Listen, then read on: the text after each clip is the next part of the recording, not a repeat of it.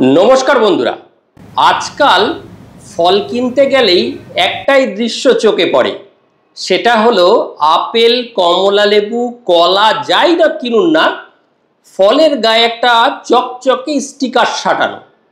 দিল্লি, মুম্বাই, কলকাতা এছাড়াও বিভিন্ন বড় বড় শহর থেকে শুরু করে একদম প্রত্যন্ত গ্রামাঞ্চলেও ছোট ছোট এলাকাগুলিতেও এই দৃশ্য আপনার চোখে পড়বে।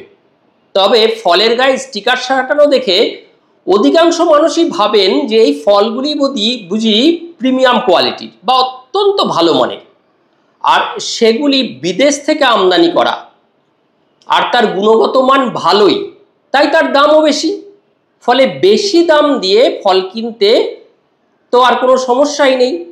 আর ফল বিক্রেতারাও গ্রাহকদের এই মানসিকতাটারই ফায়দা তোলেন, অর্থাৎ ক্রেতাদের অনায়াসে ঠকান তারা।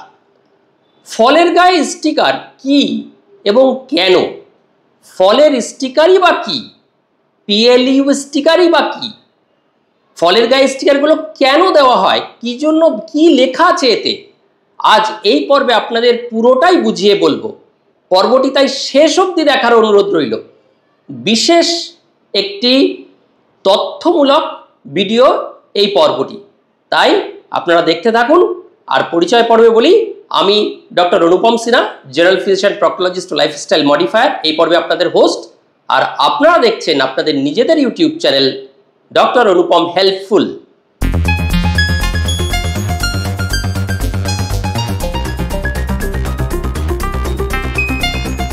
আচ্ছা, এবার আসি আসল কথায়। ফলের গায়ে এই রকম ছোট স্টিকারগুলোকে বলা হয় পিএলইউ স্টিকার, মানে প্রাইস লুক আপ স্টিকার। এগুলো সাধারণত ছোট, পেছনে ভালো অ্যাডহেসিভ আঠা দিয়ে ফলের গায়ে সহজে লাগানো যায়। এই স্টিকারগুলোতে খেয়াল করে দেখবেন একটা কোড আছে এবং ফলের একটা নাম উল্লেখ করা থাকে। তাহলে কেন, ওই যে প্রশ্ন তো একটাই, ফলের গায়ে কেন স্টিকার লাগানো হয়? ফলের গায়ে স্টিকার লাগানোর মূল উদ্দেশ্যই হলো গ্রাহক এবং ব্যবসায়ীদের জন্য কিছু তথ্য দেওয়া এবং তার সুবিধাজনক তথ্য করা। এর মাধ্যমে কি জানা যায়? ফলের উৎস, ফলের গুণগত মান, ফলের প্রক্রিয়াকরণ সম্বন্ধে সমস্ত তথ্য। এবার আসি পিএলইউ কোডের ব্যবহার এবং তার মানে, এবং পিএলইউ কোডটাই বা কি? এই পিএলইউ বা প্রাইস লুক আফটার কোডটা একটি সংখ্যার কোড, সাধারণত 4 থেকে 5 সংখ্যার হয়। এই ভালো করে এইরকম দেখুন, 4 থেকে 5টা সংখ্যা থাকে। এটি ফলের ধরন, ফল কোথায় উৎপত্তি হয়েছে এবং ফলের প্রক্রিয়াকরণের ওপর পদ্ধতি নির্ধারণ করে। দেখবেন খুব খেয়াল করে, এইরকম পিএলইউ কোডের বিভিন্ন মানে 4 সংখ্যার বা 5 সংখ্যার এই কোডটা। এবার বলি কোডগুলোর তথ্য। 4 সংখ্যার এরকম 4 সংখ্যার কোড যদি স্টিকারের ওপর পিএলইউ কোডে 4 সংখ্যার হয়, স্টিকারের যে নম্বরটা লেখা সেটা 4 দিয়ে শুরু হয়, যেমন ধরুন এই ফলটার ক্ষেত্রে, তাহলে 4 দিয়ে শুরু, 4026 বা 4987 ইত্যাদি যদি হয়, তাহলে বুঝতে হবে এই ফলগুলি কীটনাশক এবং রাসায়নিক ব্যবহার করে ফলানো হয়েছে, আর এগুলোই খুব স্বল্প দামে পাওয়া যেতে পারে। কিন্তু যেহেতু কীটনাশক এবং রাসায়নিক ব্যবহার করা হয়েছে সার, এগুলি স্বাস্থ্যের পক্ষে একদমই উপকার নয়, বরং উপকারের বদলে এগুলো ক্ষতি করতে পারে। এবার আসি পরের সংখ্যাটায়, 5 সংখ্যার পিএলইউ কোড, 5 সংখ্যার, এবং এটা 8, 9 এইরকমভাবে শুরু।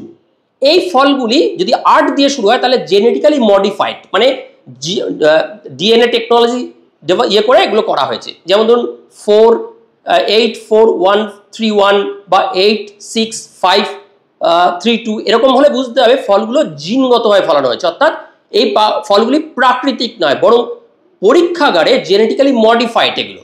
তাই এইগুলির দাম রাসায়নিক ব্যবহার করে যে ফলগুলো তৈরি করা হয়েছে তার দামের তুলনায় কিন্তু একটু বেশি হবে। তবে এগুলোও স্বাস্থ্যের পক্ষে খুব একটা উপকারী নয়।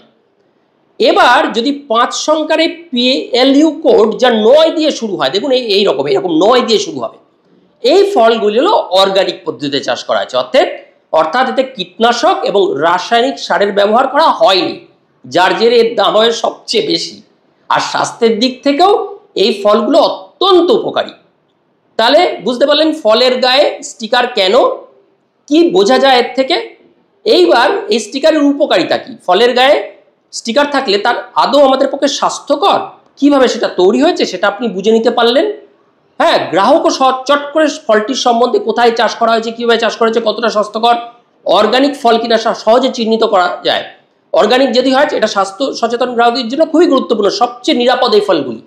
এই নাম্বার 2 হচ্ছে ট্রেসেবিলিটি এবং নিরাপত্তা। স্টিকার থাকলে ফল কোথায় তৈরি হয়েছে, আফগানিস্তানে হয়েছে না ইউএসএতে হয়েছে না ভারতের কাশ্মীরে হয়েছে না আমাদের বারুইপুরে হয়েছে, এই সবই নির্দিষ্ট সমস্যার জানার জন্য ফলগুলি বা যদি কোনো প্রবলেম হয়, ফল খেয়ে কোনো ডায়রিয়া হলো, ডিসেন্ট্রি হলো, কোনো রিয়াকশন হলো, তাহলে ফলগুলির পুরো লটটাকে যাতে রিকল করা যায় খাদ্য সুরক্ষা দপ্তরে নিশ্চিত করতেও এই কোডটা লাগে এবং এই বার কোডটা লাগে।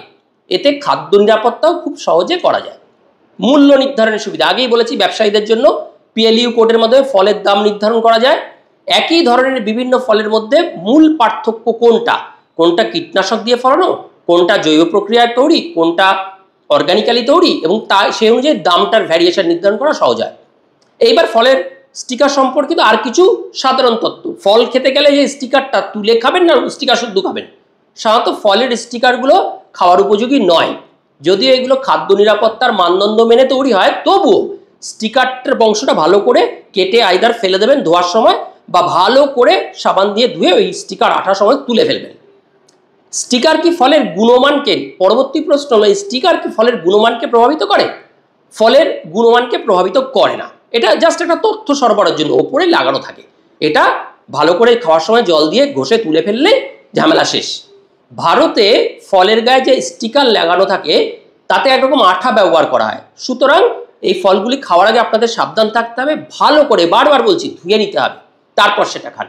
আর ওই স্টিকার খাওয়ার তাহলে কোনো প্রশ্নই ওঠে না, ভুল করেও স্টিকার সমেত ফল কিন্তু খেয়ে ফেলবেন না।